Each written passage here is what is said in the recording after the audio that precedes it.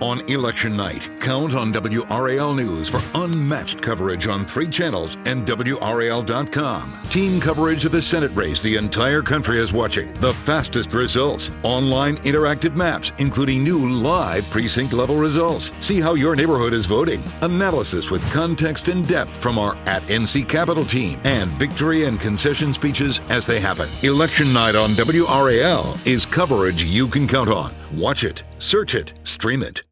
How would you vote to specifically deal with those millions of people who are currently here illegally tonight? We need to take away the entitlements Does that mean they you would automatically deport them? Yes, if they're caught, we deport them. And then who pays for that deportation? I mean, Who's we're talking 12 million people. David, who's paying for them now? We're paying for their health care. We're paying for their HUD housing. All of you want to increase the size of government and government spending. So you talk about deporting 12 million people.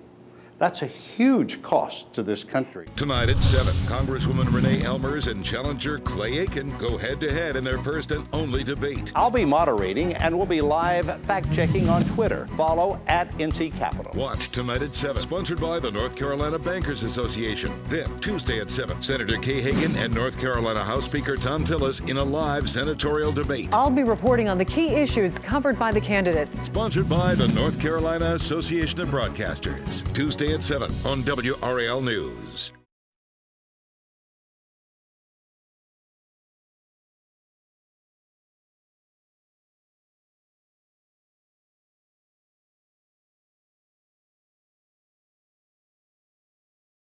You know, it's almost as if, as an entertainer, you believe that you can just go in with a song and dance and, you know, change the minds of our military leaders because you're going to impress them so much, and those pink slips are going to be torn up and thrown up into the air, and everyone is just going to rejoice. That isn't the way that it works. But the most embarrassing reality show right now in the country is Congress. And the most entertaining thing is to hear that you say you worked really hard, but when you finally submitted a proposal months and months after we knew that the 440th would be removed, you submitted it late and it didn't even make it into the bill. Tonight, your votes are being counted, and we're live with the returns. A $110 million Senate race. We're covering the candidates as they await results that could change the course of the country. With more than 100 races, we're bringing you the winners, the losers, and what it all means. This is Election Night 2014.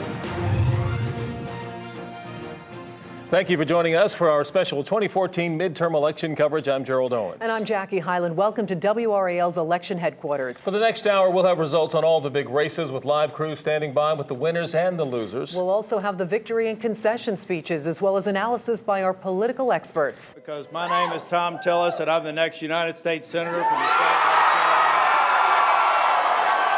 You don't typically think of the small city of Dunn as being a party place, but with the arrival of Representative Renee Elmers here, it certainly picked up a bit. Congratulations on your victory. How are you feeling? Thank you. I'm feeling very relieved. I'm very happy that tonight has finally come and that the voters have spoke. And I'm just looking forward now to the opportunity to go back to Washington and continue to fight and continue the work that we started so that we can stand up for the people of District 2. Let's get right over to David Crabtree and Capitol Bureau Chief Laura Leslie for a look at what happened in these races tonight, guys. Yeah, and aside from the Senate race, this is the other big headline. Laura mentioned this on our newscast tonight at 5:30 and 6. It could be a huge night for Wake County Democrats. And boy, has it been. What difference do you sense it will make for Wake County to have a commission of all 7 Democrats basically can do what they want to do? Who's going to benefit? Well, for one thing, I suspect you'll see a slightly more friendly relationship between the county commission and the school board, which have been at odds with each other over the past few years. Very contentious relationship. That may get better. It may not. 2 races still outstanding. Louisiana and Alaska, and Virginia actually is still too close to call too. So still waiting to see if the Republicans will pick up even more seats in the Senate. Thom Tillis obviously in a very good mood tonight, talking about taking selfies with everyone and just really and Facebooking his mother. Celebrating. I know, yeah. So as we leave you tonight, we wanted to mention some of the big key moments from today's races. Obviously, the race for U.S. Senate seat between Thom Tillis and Kay Hagan has gone to the Republican Tillis. Renee Elmers beat Clay Aiken to retain her seat in the U.S. House of Representatives. And a big shakeup tonight on the Wake County Board of Commissioners. All 7 seats are now held by Democrats. Now, to see more races that impact you and your community, go to WRAL.com. We have extensive coverage on our homepage. You can see all of tonight's race results and constant updates with stories and reaction. It's online right now at WRAL.com. And we'll have election wrap-up for you tomorrow morning on our news starting at 4:30. Thanks so much for staying up late with us. We appreciate it. Have a great night. We'll see you tomorrow. This week, WRAL has been on the road listening to your concerns this election year. While our state's unemployment rate is steadily dropping, some communities are still struggling a lot. Our final stop is Graham County, which has the state's highest unemployment rate, 13.4%. WRAL's Brian Mims and photojournalist Richard Adkins show us a mountain town trying to elevate its economic standing. Robbinsville is almost as far west as you can go in North Carolina. Tennessee is just a little ways over those mountains.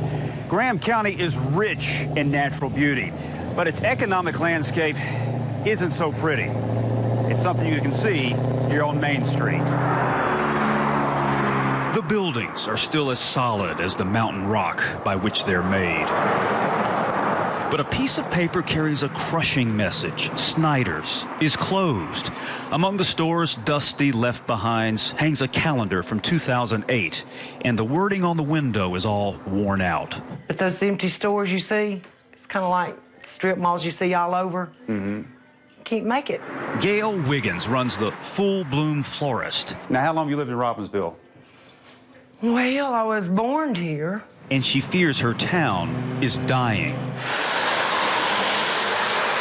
This year, Stanley Furniture, once employing nearly 500 people, shut down and locked up. Many people now have to leave the county for a paycheck. We need help. We need money coming in. To supplement her own income, her florist doubles as the state license plate office. I've never seen a florist, a floral shop, and a DMV together. Well, it's a great business strategy. Tammy Crisp, who also works at the florist/DMV, knows what she wants out of Raleigh. A politician that actually cares about Western North Carolina. I mean, Western North Carolina past Asheville. Among the stony storefronts of town are outcrops of eye-popping color. Elect, re-elect, vote for. In this deep mountain county, with Raleigh more than 300 miles distant, locals say it feels like the state's power structure has just let them fall away. North Carolina, I feel like they've let us down. The mountain area, I feel like they've let us down bad. Just down the road from the flowers, we found a mechanic who goes by the name Yosemite, fixing a leak on a Massey Ferguson tractor. Well, you know, you do kind of favor Yosemite, Santa. His mother-given name is Dwight Lovin. We've always been poor here, and it don't really affect us. Sure, he longs to see something fire up this stalled economy. Just like that. But it's not just that. He thinks state lawmakers have tinkered too much with schools. That's my biggest gripe, cutting the salaries, you know, doing away with some of the workers in the schools and the salaries, and money for textbooks. Now, if there's a gathering place in Robbinsville, it's Lynn's place. Everybody knows everybody here, you know, that's it. Hey, Carrie. The staff from the dentist office, the guys from the power company, they all come looking for lunch at Lynn's. Okay. Billy Brown, Lynn's husband, is co-owner. Like his neighbors, he's always concerned about the local economy, but he sees a new leaf turning for Robbinsville. And I say this town is going to be a tourist town before it's over. You think so? Yeah. But people's going to, you know, they'll have to invest money. We don't have alcohol here. Yes, it's a dry county, but it overflows with beauty and a faithfulness among locals that Main Street will rise again. Brian Mims, WRAL News, Robbinsville.